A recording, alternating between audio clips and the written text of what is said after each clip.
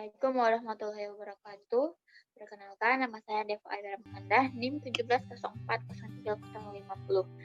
Di sini saya akan menjelaskan materi pengukuran kinerja keuangan dalam mata kuliah manajemen keuangan. Kinerja keuangan. Kinerja keuangan adalah suatu analisis yang dilakukan untuk melihat sejauh mana suatu perusahaan telah melaksanakan dengan menggunakan aturan-aturan pelaksanaan keuangan secara baik dan benar. Jadi kinerja keuangan perusahaan ini berkaitan erat dengan pengukuran dan penilaian kinerja. Pengukuran kinerja atau performance measurement adalah kualifikasi dan efisiensi serta efektivitas perusahaan dalam pengoperasian bisnis selama periode akuntansi. Tujuan pengukuran kinerja keuangan yang pertama itu untuk mengetahui tingkat likuiditas, sebagaimana kemampuan perusahaan untuk memenuhi kewajiban keuangan pada saat ditagih. Lalu ada mengetahui tingkat solvabilitas, yaitu menunjukkan kemampuan perusahaan untuk memenuhi kewajiban keuangannya apabila perusahaan tersebut dilikuidasi baik kewajiban jangka pendek maupun jangka panjang.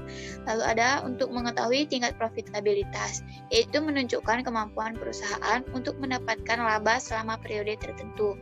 Yang terakhir itu mengetahui tingkat stabilitas, yaitu kemampuan perusahaan untuk melakukan usahanya dengan stabil yang diukur dengan mempertimbangkan kemampuan perusahaan untuk membayar cicilan secara teratur kepada pemegang saham tanpa mengalami hambatan. Laporan keuangan. Laporan keuangan ialah suatu laporan yang menggambarkan hasil dari proses akuntansi yang digunakan sebagai alat akuntansi antar data keuangan atau aktivitas perusahaan dengan pihak-pihak yang berkepentingan dengan data-data atau aktivitas tersebut. Lalu ada rasio keuangan, yaitu analisis rasio keuangan menghubungkan unsur-unsur neraca dan perhitungan laba rugi satu dengan lainnya sehingga dapat memberikan gambaran tentang sejarah perusahaan dan penilaian posisi pada saat ini. Pengelompokan rasio itu ada 4. Yang pertama rasio profitabilitas, yaitu menghasilkan laba dari aset yang dimiliki. Lalu ada rasio likuiditas, yaitu memenuhi kewajiban jangka pendek. Lalu rasio solvabilitas, yaitu memenuhi seluruh kewajiban. Dan yang terakhir rasio aktivitas, yaitu rasio yang mengukur seberapa efektif perusahaan dalam memanfaatkan semua sumber daya yang ada padanya. Rasio profitabilitas itu terbagi lagi menjadi return on asset, yaitu yang mengukur kemampuan perusahaan dalam menghasilkan laba dengan menggunakan total aktiva yang ada dan setelah biaya modal. Lalu ada return on equity, itu profitabilitas yang membandingkan antara laba bersih perusahaan dengan aset aslinya. Lalu ada margin laba kotor atas penjualan. Lalu ada operating profit margin, yaitu mengukur tingkat keuntungan yang dapat dicapai oleh perusahaan dihubungkan dengan penjualannya. Rasio likuiditas terbagi lagi menjadi rasio lancar yang bisa disebut current ratio. Lalu ada rasio cair atau quick ratio. Lalu ada rasio cash atau cash ratio. Rasio solvabilitas terbagi menjadi debt to asset ratio. Lalu debt to equity ratio, dan yang terakhir time interest rasio aktivitas terbagi menjadi perputaran aset, perputaran modal kerja, dan rasio perputaran aktiva. Tentunya ada rasio perputaran persediaan atau inventory turnover, lalu ada rata-rata umur piutang, dan yang terakhir perputaran piutang.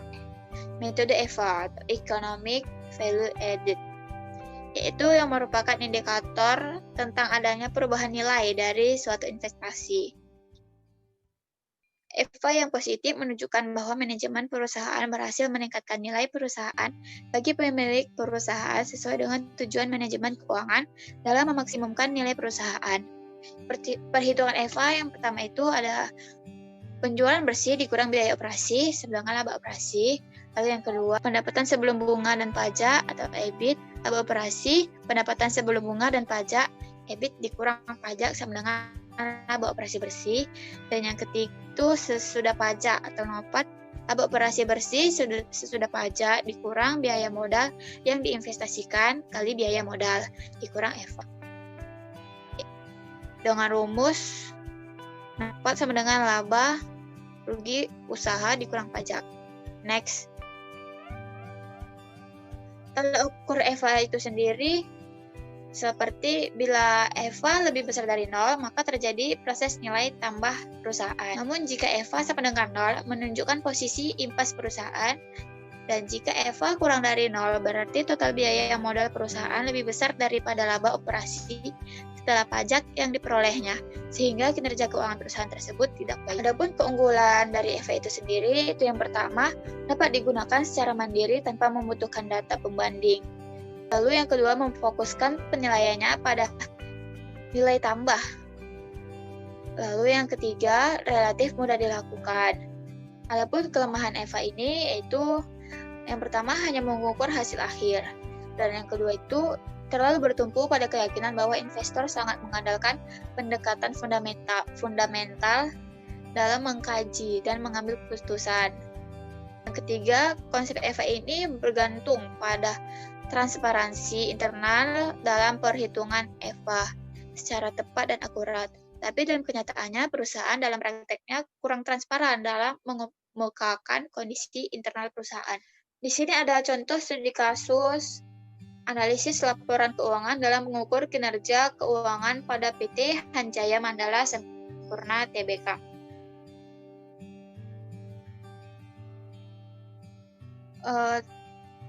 Dapat dilihat pada layar yang pertama itu perhitungan rasio likuiditas, perbandingan rasio likuiditas PT HM Sempurna Tbk tahun 2009 dan 2010, lalu ada pada tahun 2010 dan 2011, dan pada tahun 2011 dan Juni 2012. Lalu itu ada perhitungan rasio solvabilitas, dapat dilihat pada layar.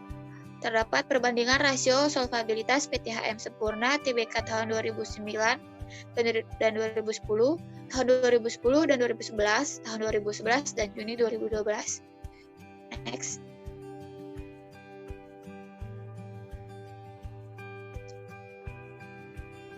Adapun perhitungan perbandingan rasio aktivitas pada PT HM Sempurna Tbk pada tahun 2009 dan 2010, pada tahun 2011 dan Juni 2012.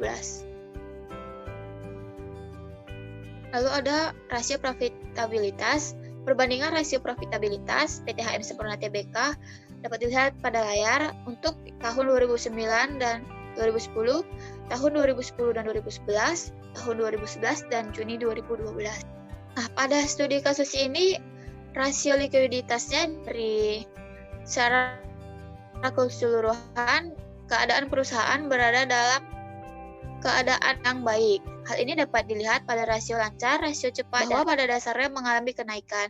Makin tinggi atau besarnya nilai rasio likuiditas ini menandakan bahwa keadaan perusahaan berada dalam kondisi baik atau liquid. Liquid yaitu keadaan di mana perusahaan dinyatakan sehat dan dalam keadaan yang baik karena mampu melunasi kewajiban jangka pendek. Lalu untuk rasio khawatirkan, kenapa? Karena dapat dilihat pada nilai rasio yang dialami oleh perusahaan, yaitu berkisar pada 69,3% sampai 130,81%. Semakin tinggi nilai rasio ini akan semakin buruk kinerja perusahaan. Ini perusahaan pada posisi insolvable, yaitu keadaan di mana kemampuan perusahaan untuk membayar hutang-hutangnya secara tepat waktu berada dalam posisi bermasalah, bahkan cenderung tidak tepat waktu. Untuk rasio aktivitas ini, semakin kecil rasio, maka akan semakin buruk. Setiap tahunnya perusahaan ini mengalami kenaikan. Ini berarti bahwa perusahaan bekerja secara efisien dan liquid. Secara keseluruhan untuk rasio aktivitas pada dasarnya keadaan perusahaan masih dikatakan baik. Hal ini pada keempat rasio aktivitas menunjukkan adanya peningkatan di setiap tahun. Lalu ada rasio profitabilitas ini. Rasio profitabilitas perusahaan ini berada dalam keadaan baik. Dapat ditunjukkan pada keberhasilan perusahaan untuk menghasilkan laba setiap tahun semakin meningkat. Kesimpulan dari studi kasus ini yaitu untuk rasio likuiditas perusahaan berada dalam keadaan yang baik. Yang kedua, rasio solvabilitas perusahaan berada posisi insolvable. Dan yang ketiga, rasio aktivitas perusahaan dikatakan baik. 4, rasio profitabilitas perusahaan dalam posisi. Saran untuk studi kasus pada perusahaan ini, itu yang pertama, likuiditas perusahaan berada posisi yang baik.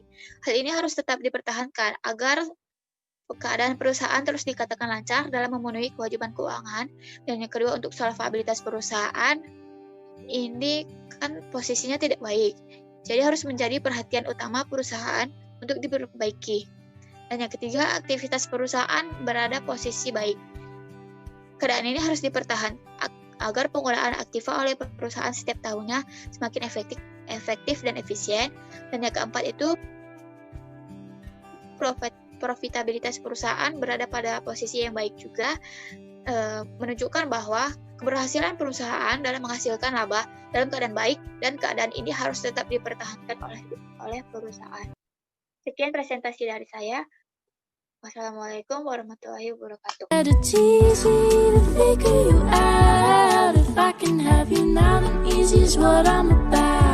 Do I want you or do I want the community?